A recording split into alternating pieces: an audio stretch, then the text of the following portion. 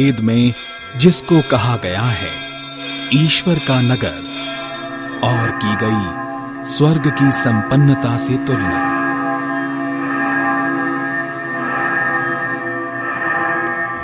युग युगांतर से जो है सनातन संस्कृति की वाहक,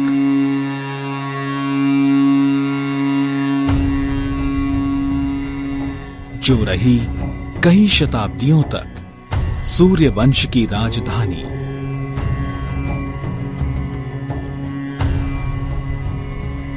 जो है मर्यादा पुरुषोत्तम भगवान राम की जन्मभूमि,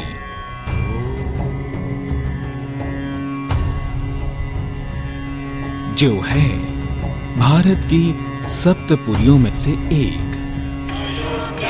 मथुरा माया काशी कांची अवंतिका एतः पुण्यतमः प्रोक्तः पुरिणामुत्तमोत्तमः।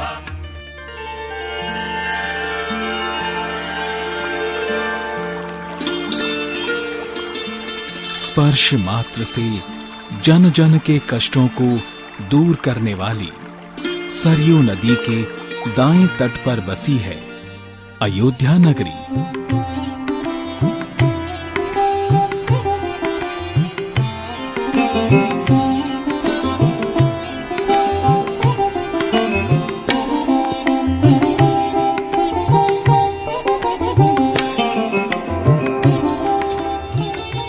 अयोध्या नगरी जो अनेकों संत महात्माओं, ऋषि मुनियों, ज्ञानी विदूषकों की तपोस्थली रही है।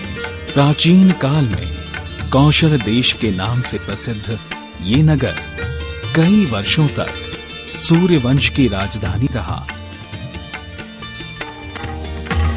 कौशलो नाम मुदितः स्थितो जनपदो महान् निविष्टः सरयू तीरे प्रभूत धन धान्यवान् अयोध्या नाम नगरी तत्रासीन लोक विश्रुता यमुना मानवेन्द्रेण या पुरी निर्मिता स्वयं।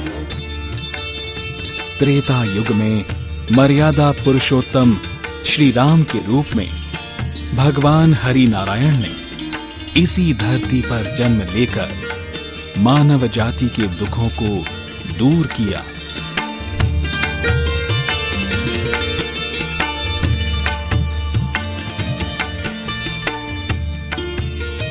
ऐसे पावन अवध धाम में उन्नत शिखरों से सुशोभित श्रीमन नारायण ध्वनि से गुंजायमान विविध मंदिरों के बीच अशरफी भवन के नाम से विश्व भर में प्रसिद्ध श्री सीताराम विलास भवन का स्मरण आस्था एवं श्रद्धा से किया जाता है। जय जय नारायण नारायण हरि हरि, नारायण नारायण हरि हरि, स्वामी नारायण नारायण हरि हरि, स्वामी नारायण नारायण हरि हरि। तेरी लीला सबसे न्यारी न्यारी हरि हरि, तेरी लीला सबसे न्यारी न्यारी हरि हरि। अशरफी भवन की स्थापना स्वामी श्री मधुसूदनाचार्य जी महाराज ने अपने अथक प्रयासों से की।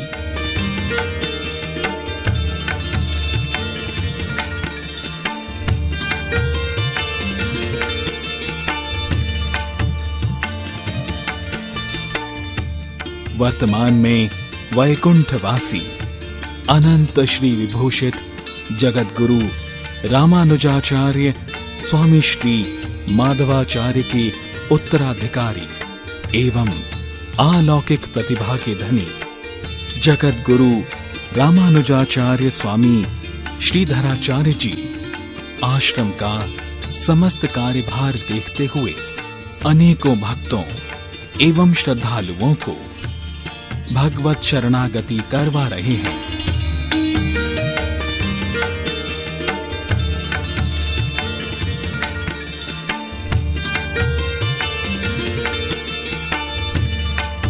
अयोध्या नगरी में इतने गुरु आश्रम होते हुए भी बाकी जगह में इस जगह में बहुत ज़मीन आसमान का फ़र्क है। मैं अपने आप को धन्य मानता हूँ जो मुझे ऐसे गुरुजनों से शरणागति मिली। भगवान इनको दीर्घायु, लक्ष्मी जी इन पे कृपा, सरस्वती जी इनकी वाणी पे कृपा करते रहें। अशरफी भवन की गद्दी पर आसीन परम पूज्य जगत गुरु रामानुजाचार्य स्वामी श्री श्रीधराचार्य जी का जन्म चित्रकूट धाम के निकट दक्षिण शरीरा ग्राम में श्रावण कृष्ण द्वितीया संवत 2039 दिनांक 7 जुलाई 1974 को श्रीमती यशोदा देवी एवं पंडित श्री राम सूर्य मिश्र के प्रांगण में हुआ।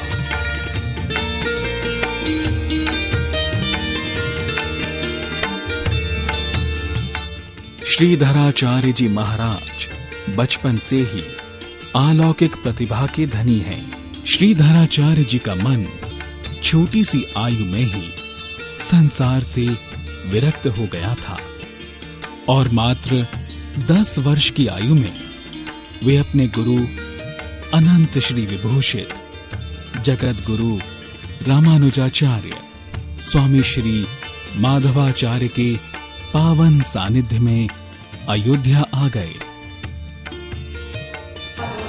11 वर्ष की आयु में गीता शिरोमणि की उपाधि से अलंकृत हो आपने राजस्थान के कोटा जिले के छबड़ा नामक स्थान पर श्रीमद् भागवत का पाठ कर सभी को अचंभित कर दिया था। लेकिन महाराज जी का लक्ष्य ये नहीं था। स्वयं की एवं जन जन की जिज्ञासाओं को शांत करने के लिए स्वामी जी ने विभिन्न स्थानों पर विभिन्न गुरुओं के सानिध्य में ज्ञान अर्जित किया। ये श्रीधराचार्य जी की विद्वता का ही परिणाम है कि वे संस्कृत वाक्य स्पर्धा में देश में सर्वोच्च स्थान प्राप्त कर 2 स्वर्ण पदकों से पुरस्कृत हुए। तो 10 वर्ष की अवस्था में हम यहाँ आए और उसके बाद में भगवान की प्रेरणा हुई। तो यहाँ 6 महीना रहने के बाद श्रीमद् भागवत का प्रवचन करने के लिए छबड़ा कोटा राजस्थान के समीप है वहाँ पर किए।